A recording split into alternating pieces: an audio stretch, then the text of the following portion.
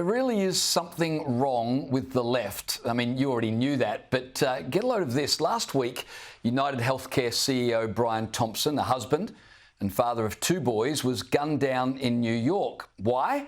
Well, because he was the CEO of a big company. And the left, well, they cheered.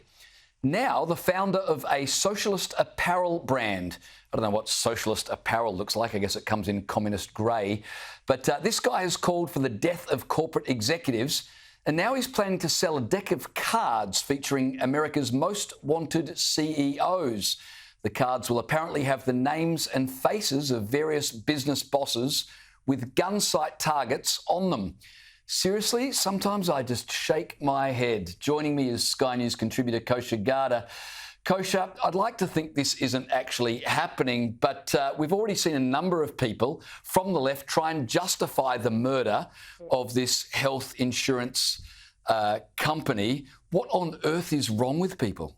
I think, as you said, James, this really has become a sick society, unfortunately, in some parts, for people to transfer their issues with the healthcare system or the unaffordability of insurance in the U.S. onto, okay, the end goal here is go out and take out the symbol of that, who's a CEO who worked his way up, by the way, came from a very humble background, this person.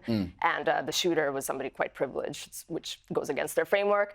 And then this deck of cards and all that, I think, it's very interesting because what I also saw was silent was the calls for gun control that always happen after a crime in the U.S. That was very, very silent. And I do think these CEOs are going to either voice their opinions more and shift possibly to the right, or at least crime control, as well as have better security if this is going to become a thing now. And it really will depend on what the outcome is of this case with Luigi. Well, you mentioned better security, and security firms in the US have said they have been inundated by Fortune 500 companies wanting security for their CEOs.